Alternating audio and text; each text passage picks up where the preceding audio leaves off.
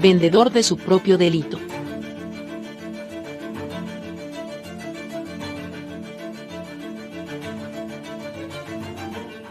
Hubo un momento en que la opinión pública inglesa y la mayor parte de los británicos, habitualmente tan respetuosos con las leyes, se preguntaron si realmente existía la justicia. Es posible, decían, que un asesino confiese públicamente un homicidio, autorice la publicación de sus memorias y embolse una buena suma de libras esterlinas en lugar de subir al patíbulo. Aunque parezca increíble, el hecho sucedió. Donald Hume, as de la Real Fuerza Aérea y héroe de guerra, fue acusado de homicidio en 1950. Se le juzgó y resultó absuelto, pero posteriormente se le condenó a 12 años de cárcel por complicidad posterior al delito.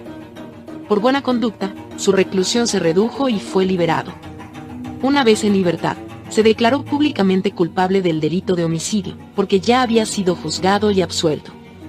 Y no lo hizo por remordimiento ni por amor a la justicia, sino por una interesante suma de dinero que le pagó el semanario inglés Sunday Pictorial. La ley es terminante a este respecto: ningún súbdito de su majestad puede ser procesado 2 veces por un mismo delito. Si la justicia no ha logrado castigar a un culpable, si un delito ha quedado impune, a la magistratura británica no le interesa.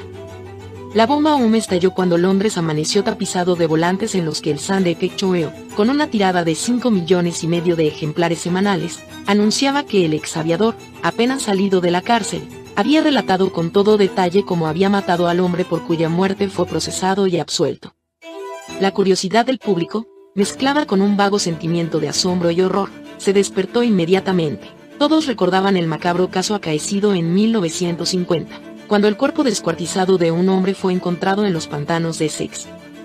Y recordaban también la desesperada defensa de Brian Donald Hume, la ansiosa espera del veredicto y, por fin, la absolución de la acusación de homicidio. El cadáver encontrado en Essex fue identificado como el de Stanley Satie, vendedor de automóviles en Londres. La policía no consiguió establecer lazo alguno entre Hume y Stanley. Apenas se conocían, o eso pareció demostrarse en el proceso, y sus relaciones habían sido superficiales y de mera cortesía.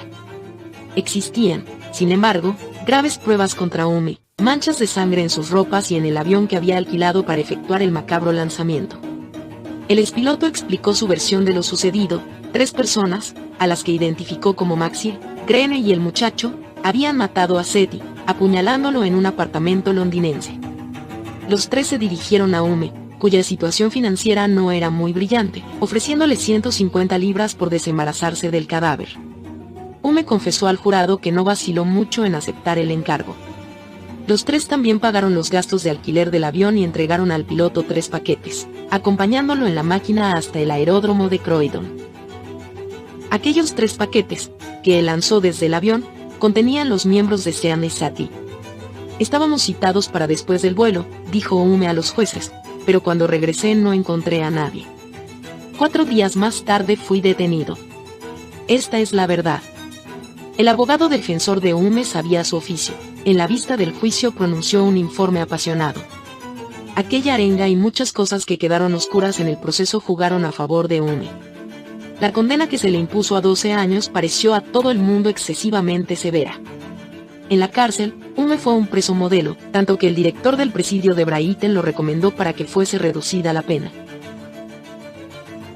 Hume fue puesto en libertad y comenzó a buscar trabajo. En poco tiempo consumió los ahorros acumulados en la cárcel, haciendo los acostumbrados trabajos manuales de los presidiarios. Se le ocurrió entonces la luminosa idea de vender la historia de un delito verdadero, el que efectivamente había cometido, a alguna empresa editorial. El Sunday Pictorial escuchó las palabras de Hume y vislumbró una veta periodística en exclusiva para la publicación de una noticia tan morbosa como sensacional. Al público le gustan a veces estas cosas, pero otras no, y este fue uno de los casos comprendidos más bien en el segundo grupo. En la primera entrega de sus confesiones, Hume reconstruyó los móviles del delito. No era cierto que Stanley fuese para él no más que un casual conocido. En realidad, los dos tenían turbios negocios comunes. Satie, sostuvo Hume, no era un comerciante, sino un ladrón de automóviles, y él, Hume, lo ayudaba de vez en cuando, robando los vehículos o revendiéndolos. El odio entre ambos estalló cuando Hume se dio cuenta de que Satie era el amante de su mujer.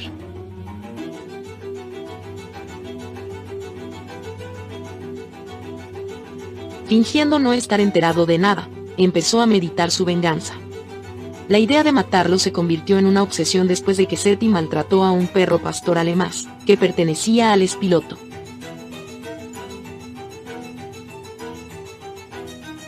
Así terminaba la primera entrega de las Memorias de un asesino.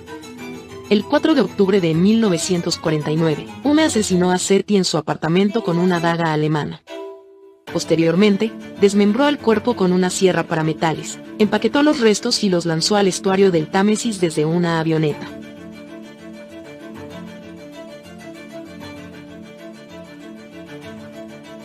La brutalidad del crimen conmocionó a la sociedad inglesa cuando se publicó en Sunday Pictorial. Aunque la ley impedía juzgarlo nuevamente por el mismo delito, muchas voces exigieron una revisión legal. La prensa inglesa se desinteresó de lo publicado por el sensacionalista semanario o se declaró en contra. Algunos diarios, el Daily Sketch entre ellos, acusaron de inmoralidad al semanario, de enorme difusión en aquel entonces los domingos. En cuanto a la magistratura, se supo de fuente segura que algunos expertos del Ministerio Fiscal estudiaron la posibilidad de acusar a Hume por falso testimonio. Sí, como establece la ley, no se puede procesar dos veces a una misma persona por el mismo delito. Esto no excluye que pueda intentarse un nuevo procedimiento penal basado en otro fundamento de acusación contra una persona ya absuelta. Hume no pareció resentirse demasiado de sus 8 años de reclusión. La suma que le pagó el Sunday Pictorial debió haber sido bastante considerable, pues el expiloto cambió su guardarropa y se alojó en un moderno departamento del West End londinense. El caso de Hume no terminó ahí. Tras su liberación, continuó con actividades delictivas, incluyendo robos bancarios. En 1959, en Suiza, asesinó a un taxista durante un robo y fue condenado a cadena perpetua. Eventualmente, fue trasladado al Hospital Broadmoor en Inglaterra tras ser declarado insano.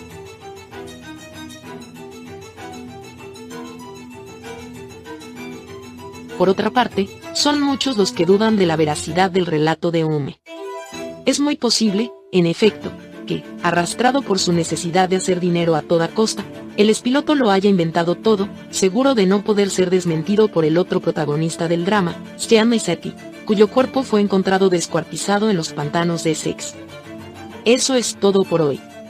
Nos encontramos en una nueva lección del curso de detectivismo.